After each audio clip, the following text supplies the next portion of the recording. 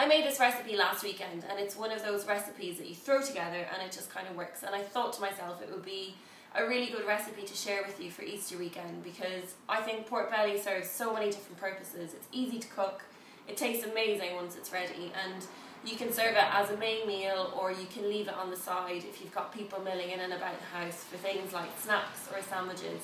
And you can even serve it in breakfast. I'm going to show you how to make a really amazing pork belly omelette. It sounds a bit strange, but trust me, it's really, really good. So the secret to this recipe is the marinade, and it's going to mingle together with all the flavours of the pork belly when it's slow cooking and just create something really, really amazing. If you have a handheld blender or blitzer, definitely use that, because you can just put everything in and blitz it all together. But mine is broken, so for that reason I'm using my trusted pestle and mortar. So you can see all the ingredients here. This is quite a spicy marinade. We're going to use 2 chilies. It's completely up to you whether you leave the seeds in or out. I'm going to leave them in because I want this to pack a real punch. That's fine to have them just like that. They go into my pestle and mortar. I'm going to use 4 cloves of garlic. Just roughly crush them and skin them. And in they go. Okay, so chili and garlic are in. Next, we're going to put in some ginger. And with this, I'm not even going to bother peeling it. I'm literally just going to get my pestle and mortar and grate the whole thing in. If you're using a blender for this, you don't need to worry too much. You can just chop it into kind of rough chunks and pop it in with everything else. So that's our ginger nearly grated in. And if it seems like a lot of ginger, don't worry, because I always use lots of ginger. I love the flavour of it. I love how it mingles with all these other flavours we've got going on. Next, we've got some spring onions. I would only use about 2, just to give it a little bit of added flavour. Chop them roughly. And next we're going to use some lime juice, just to get a bit of acidity in there. Once your zest is done, slice open your lime and get all that beautiful juice in there. And already you'll see all these beautiful colours. You've got greens and yellows and reds, and the flavours are just so delicious. And these kind of flavours just go really, really well with pork belly. They really complement one another. Keep your lime aside, because you're going to put that in with the roasting pork belly, just for an added bit of extra flavour. So I'm just going to show you. That is all those ingredients in there. Look how good that looks. It's so delicious. Lots and lots of flavour. So that's the base of it. What you want to do is give that a bit of a mash, or if you're using it in your blender, just give it a bit of a blend.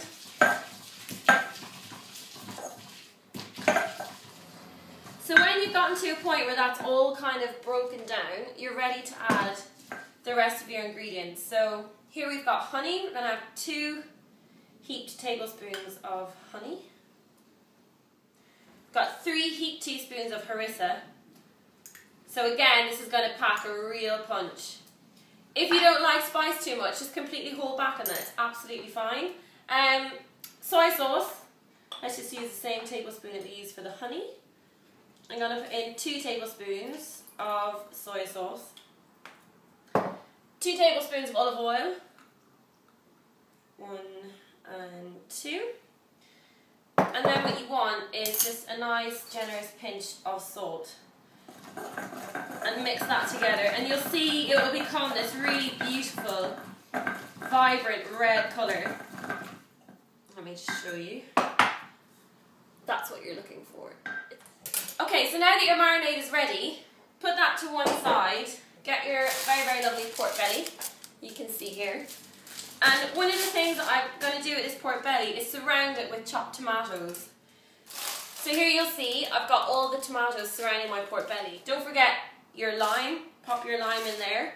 I'm also going to put in some extra garlic, just because. So just break open your clove of garlic, or your head of garlic, and just get 5 to 6 cloves and dot them all around. And then for the very, very final touch, just get your marinade and cover it.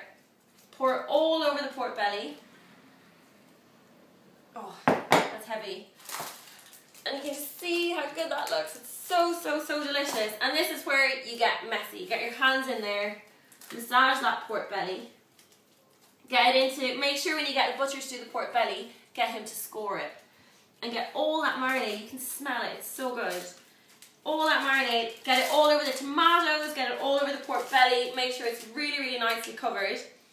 Get as much of it off your hands as you can because you don't want to waste it, and then wash your hands because they're going to be really spicy. Remember when you're chopping chilies, don't touch your face, don't touch your eyes until you've washed your hands or you will seriously know about it. Okay, for the very, very, very final touch, here I've got some rosemary and some thyme. And I just want you to get a few sprigs of thyme and I want you to just pull the leaves off and scatter them all over. And here with quantities, with things like herbs to season when you're roasting something, I don't really worry about it too much. I kind of think less is definitely not more. So just think, while this is in the oven for however many hours we're going to cook it for, all of those flavours are just going to melt into all that pork belly and all those tomatoes. And this is what you have to marinate for a few hours and then to pop into the oven, and it's just so yummy. And that marinade can be used for lots of different things, but for pork belly it is just completely and utterly divine, and this will just be so tasty.